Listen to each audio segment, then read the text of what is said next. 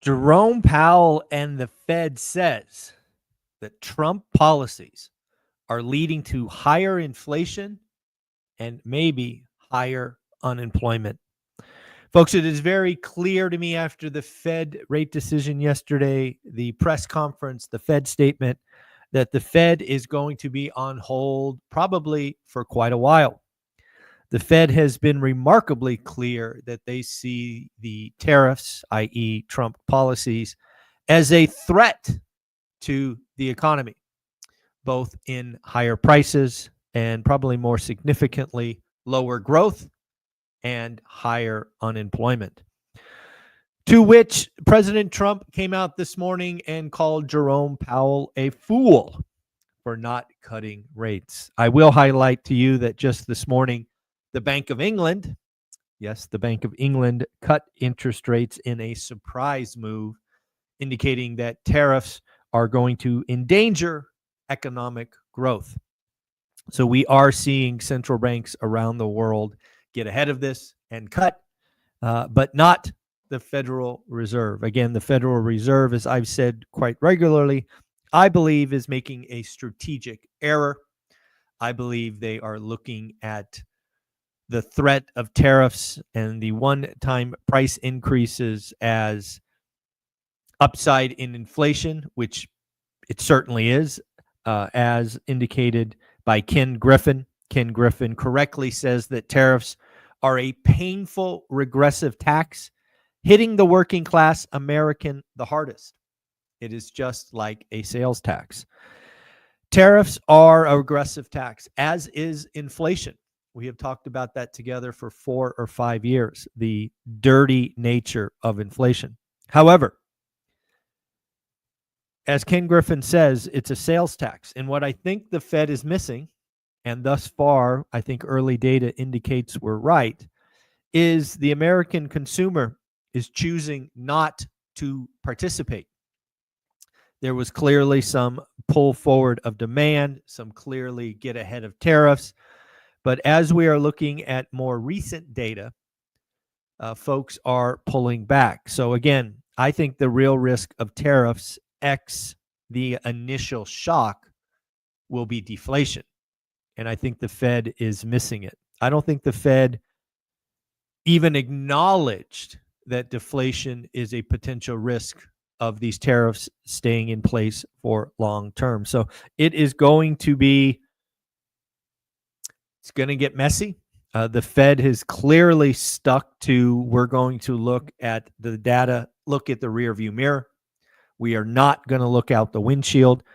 And that means, that actually guarantees the Fed is going to be late.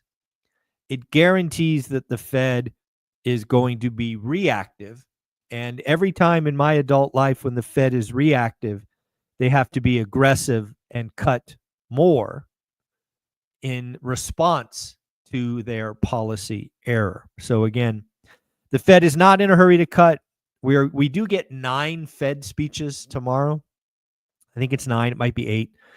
It'll be interesting because, again, Powell, when he's at the press conference, is really speaking for himself.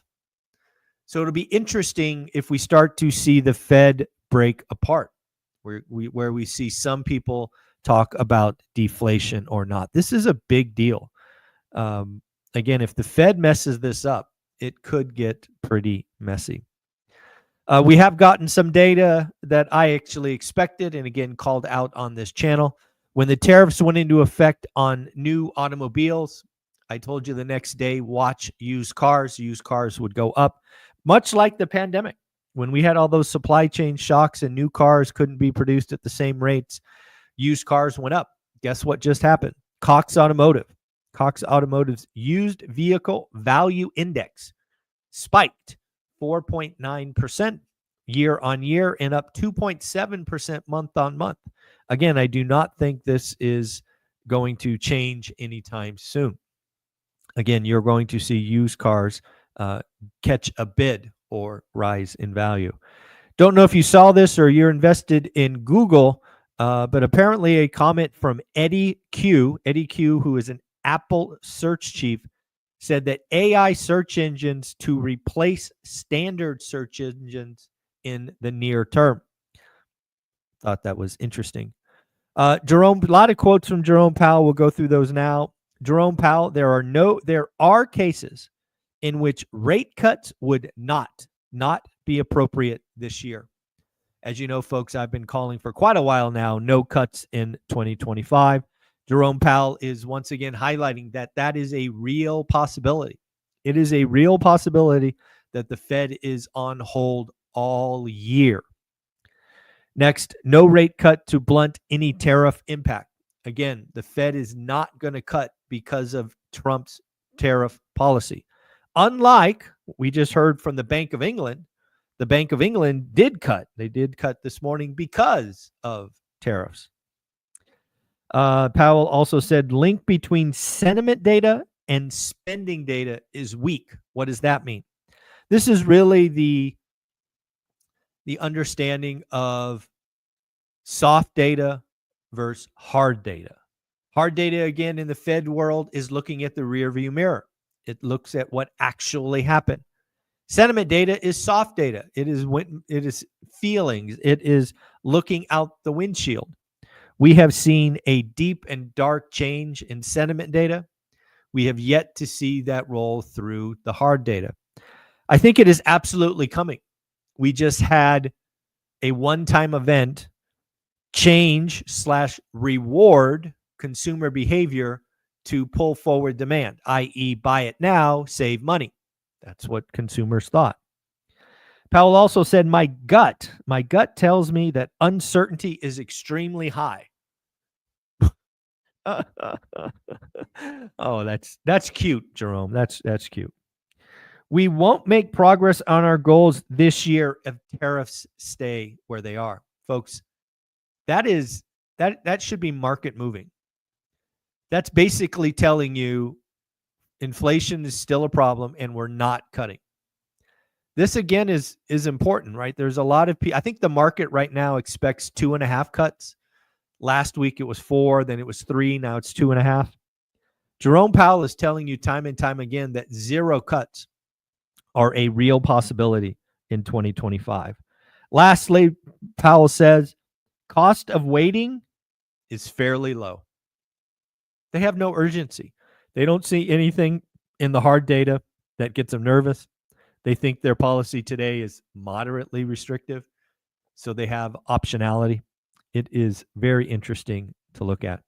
We did get some more job cut announcements. CrowdStrike announced a 5% job cuts. 5% of their employees will be let go. They said in the note that AI is reshaping every industry. AI, it's going to lead to some layoffs. There is no doubt. ARM, they beat top line and bottom line, but gave weak guidance. Ford CEO said something very interesting. Ford CEO, again, automotive, obviously, expects tariffs to last the next 3 years. I did not have that on my bingo card. I think tariffs lasting 3 years is a problem. I think frankly, 3 years of tariffs is a problem for President Trump. I think if he has tariffs where they are now in 3 years, he loses the midterms. Let's be honest for a minute. Trump needs the Republican Party to win and grow the power in the midterms.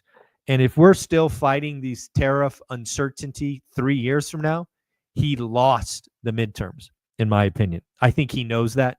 I think his administration knows that. I think they went after the tariffs first so that they could get wins later that makes the tariffs better. But again, I would be concerned if we had tariffs. There's still a talk 3 years from now. We did get some Las Vegas updates thanks to Joe D. Joe D reached out to me the other day and said, Michael, I got some data for you on Las Vegas. Looks like inventory is up 78% year on year. We did have a price decline. Folks that are begging for prices to go down. Vegas saw a month-on-month drop in prices of $5,000. We went from 485 in March to 480. So yes, prices are falling. They are collapsing. They're down $5,000. About not even, I guess, 1%, down 1%. New listings are growing and pendings are falling. Folks, remember what I told you at the beginning of the year. 2025 is going to be the low of transactions. We are likely to come in nationally below 4 million, and then the world gets better. It does look like we have our first trade deal. I haven't seen an actual statement from the president yet. I think that was coming out at 7 a.m., so right when we are talking together live. It appears that the U.S. and the U.K. have announced or agreed to a comprehensive trade deal. So congratulations, folks. We have our first win, if reports are correct. This is significant. If you've ever done something like sales and pipeline and all of that, the first one is the hardest. And then typically speaking, what happens after you get the first one is you get a lot of successive wins. So I think we could all hope for, all wish for more wins to come. We did get an update from Restaurant Brands, home of Burger King, Popeyes, Tim Hortons, and the like.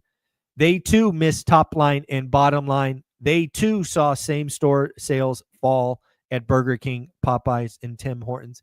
This is significant. Again, we had a reading from McDonald's. I think it was a week ago. It might have been 2 weeks ago. And some of you said, don't overreact to McDonald's. Their menu sucks, which I said, okay.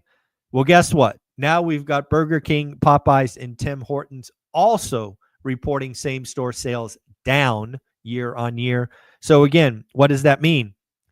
If you're pulling back on buying McDonald's, Burger King, Popeyes, and Tim Hortons, you're really conserving money. You are really, really not treating yourself. You are really cutting back. So the consumers are clearly pulling back.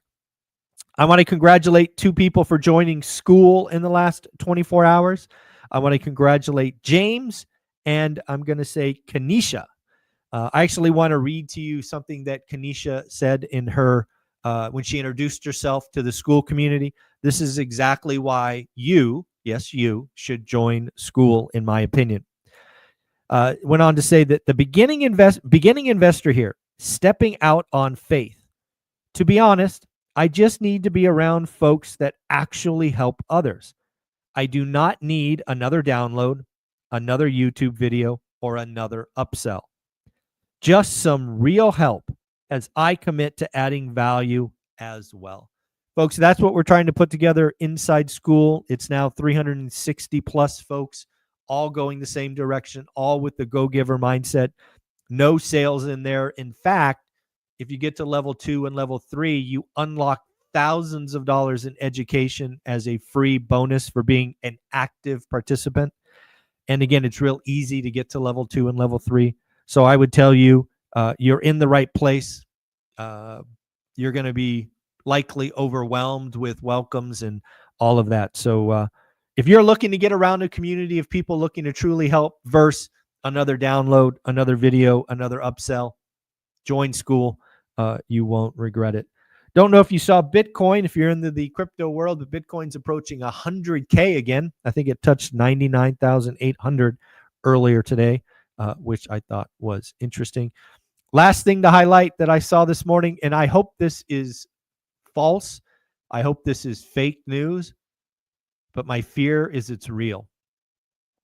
It said the poorest 10% of Americans, so think about that, the poorest 10% of Americans buy 80% of lottery tickets. The poorest 10% buy 80% of the lottery tickets. That is, I don't know if that's an interesting stat, a sad stat, both, neither, but it certainly caught my attention. Folks, at the end of the day, I want to thank Steadily Landlord Insurance. Yes, Just Insurance for Landlords, for being the first and original sponsor of the Daily Financial News. There will be a link below in the description that you can click on to get a quote, see if you can get better coverage, better rates. It's also a place I would tell all new investors to go just to get a quote on properties they are looking at. One of the things you have to do as a new investor is build your buy box. You have to understand the math. And one of the key things you need is insurance. Don't guess. Put in an address, get a quote. It will help you build the spreadsheet. Again, Steadily, thank you for doing that. Folks, this is our Thursday recording. We will be doing another live daily financial news Sunday morning at 7:30. I hope you have an amazing day. Take care. Later.